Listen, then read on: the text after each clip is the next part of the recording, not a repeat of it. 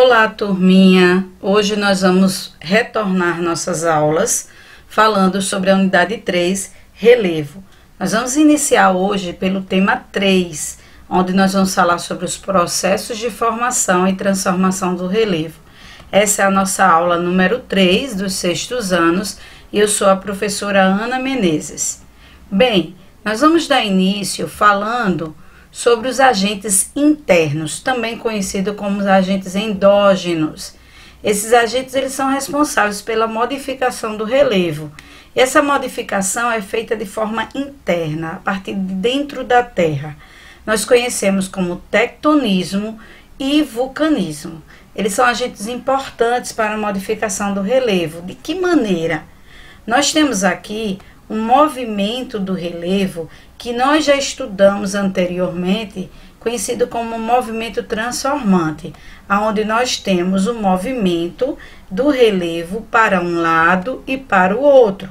Quando nós estudamos os tipos de relevo, que estudamos movimentos convergentes, divergentes e transformantes, nós estudamos esse tipo de movimento. Mais uma vez mostrando, devido ao movimento de um lado e do outro do relevo, transformou ele em um movimento transformante. Essa é a famosa falha de San Andreas, que existe na Califórnia, nos Estados Unidos. Uma falha de grande proporção. Um outro tipo de modificação do relevo de agentes provenientes de agentes internos é o vulcanismo. Uma erupção vulcânica, ela é responsável pela modificação do nosso relevo. Então, nós temos aqui, inicialmente, o tectonismo. Como ele ocorre, né? Devido ao choque das placas tectônicas, ocorre a formação de montanhas e o enrugamento desse relevo. Então, nós temos como exemplo essa imagem que mostra aqui, nós temos a placa de Nazca e a placa tectônica sul-americana. Quando ambas se chocam no movimento que nós conhecemos como movimento convergente, elas se convergem. A placa de Nazca, por ser menor, tem uma menor proporção em tamanho, ela acaba adentrando na placa sul-americana. Isso acaba sendo responsável em criar uma cadeia de montanhas. Essa cadeia de montanhas, bastante conhecida também como Cordilheira dos Andes. E aí nós temos o que nós chamamos de terremoto. Em virtude desse movimento das placas, causa essa vibração na crosta terrestre, formando essa cadeia de montanhas, causa rupturas e falhas também. Então, nós temos aqui uma das grandes cadeias de montanhas, vista com a imagem via satélite de toda a América do Sul, né, desde a parte norte da América do Sul até o extremo sul, que é a Cordilheira dos Andes. Nessa imagem, a gente tem uma ampla visão do que é a cordilheira, essa imensa cadeia de montanhas que foi formada pelo choque da placa de Nazca, localizada no Oceano Pacífico, e um choque também com a placa sul-americana. Ambas encontram-se aqui nessa imagem para facilitar o entendimento desse fato que é o tectonismo. O vulcanismo, que é um outro agente interno, ele ocorre através da saída da ruptura do magma.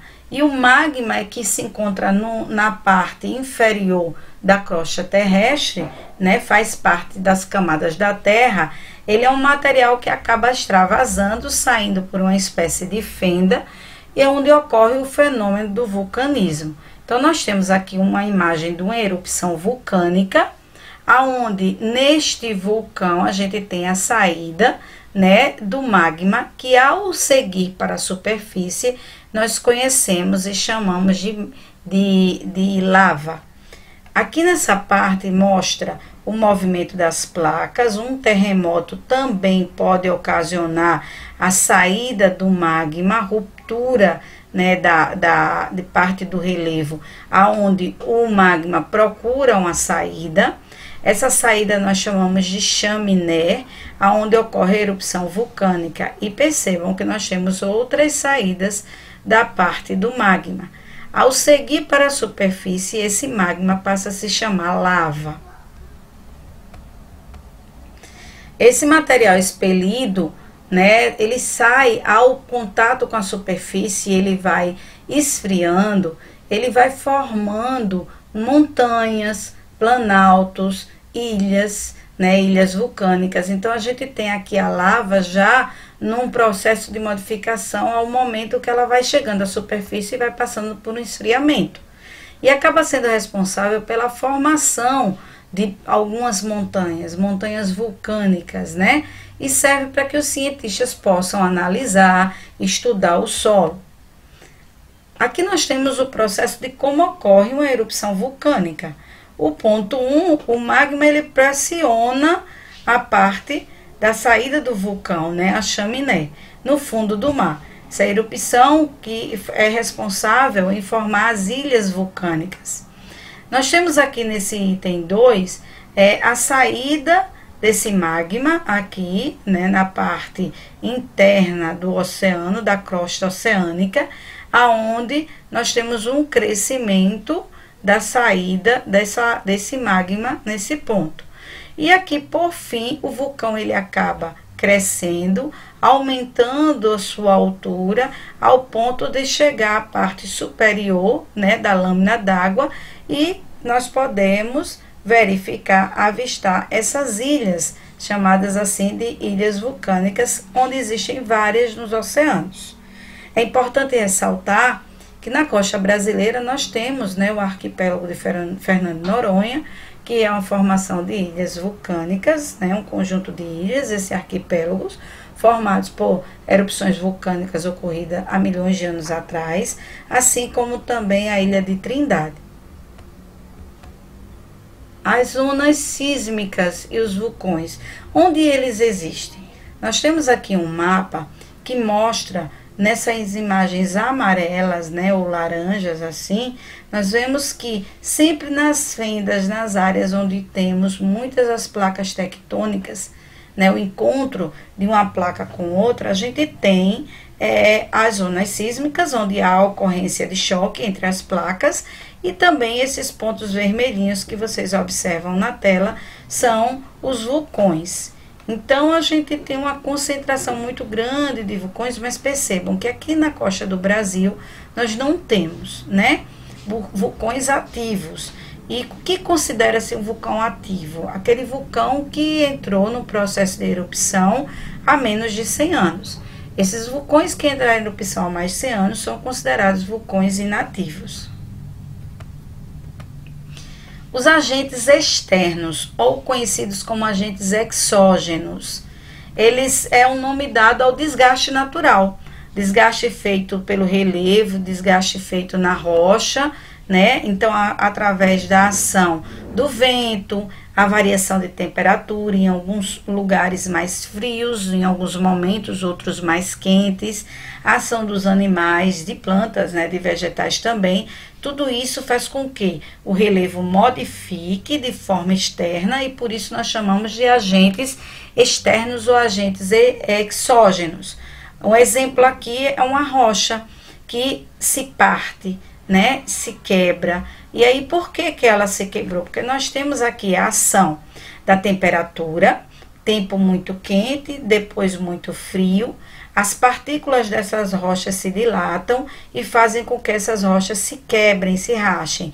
Além da ação da vegetação, onde nós temos pequenas raízes que se entrelaçam aqui nessas fendas e começam também a ocasionar a ruptura dessa rocha. Isso faz parte do processo dos agentes externos ou exógenos. Quanto ao intemperismo, né, o que seria isso? É um processo, é um conjunto que é causado pelos agentes externos.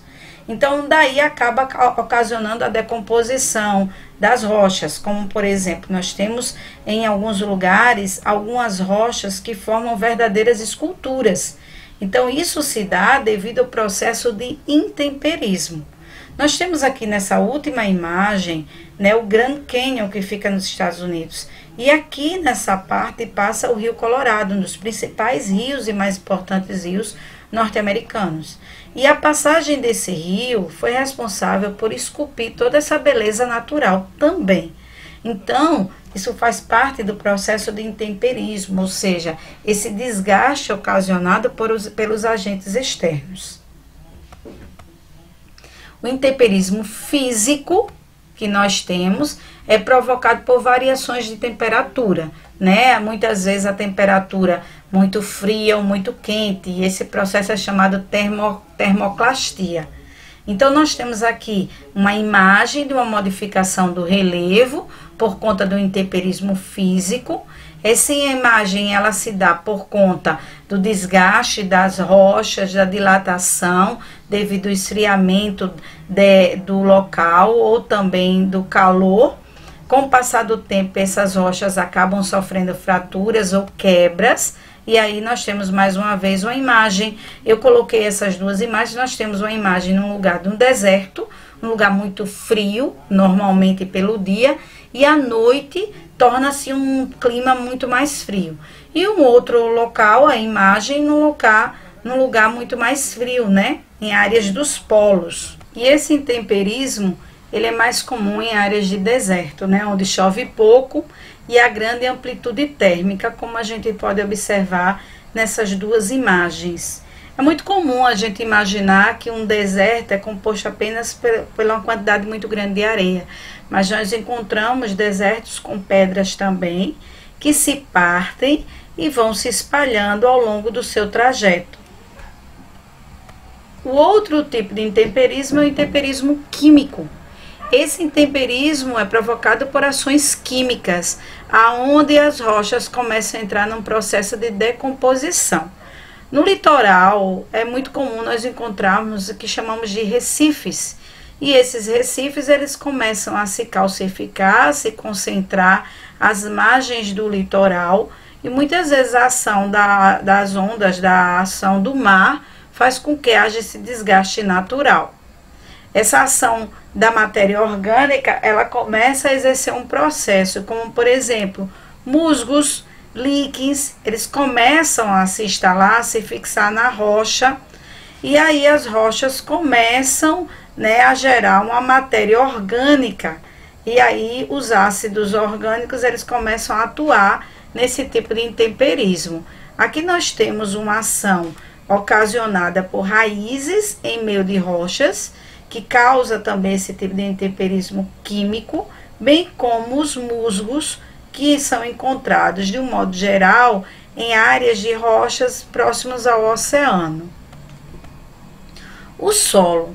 Há um certo cuidado em relação ao solo, porque é a camada superficial da terra. Nele se compõem vários micro-organismos. E aí forma-se vários processos, como o processo mecânico, químico e biológico. Nós temos aqui essa imagem, inclusive a imagem igual ao do nosso livro, onde fala sobre a evolução e o perfil do solo, os tipos de solo.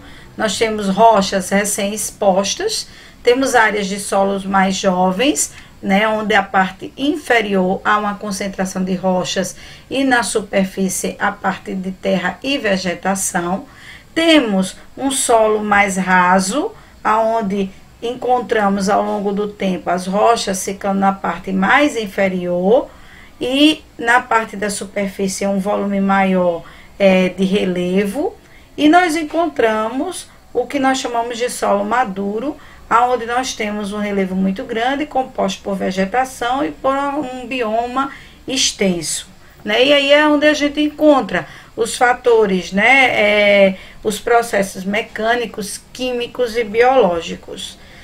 Se fixam para se desenvolver plantas, para se desenvolver a parte da agricultura, e existem algumas características que descrevem esse solo. Se o solo ele é bom para a agricultura, se não é, se ele é um solo fértil, se não. Então, é observada a cor do solo, é observada a porosidade, a permeabilidade do solo, se aquele solo é permitido a passagem da água da chuva, para ali constituir um lençol freático, e a textura do solo também, se é um solo de boa qualidade. Bem, gente, eu espero que vocês tenham entendido até aqui. Essa aula ela é um pouco mais longa e nós vamos dividir essa aula em 2 vídeos. Então, nós teremos a continuação dessa aula, ok? Então, vamos aguardar, acessem o outro vídeo para que vocês possam ter a continuação dessa aula. Beijinho e até daqui a pouco.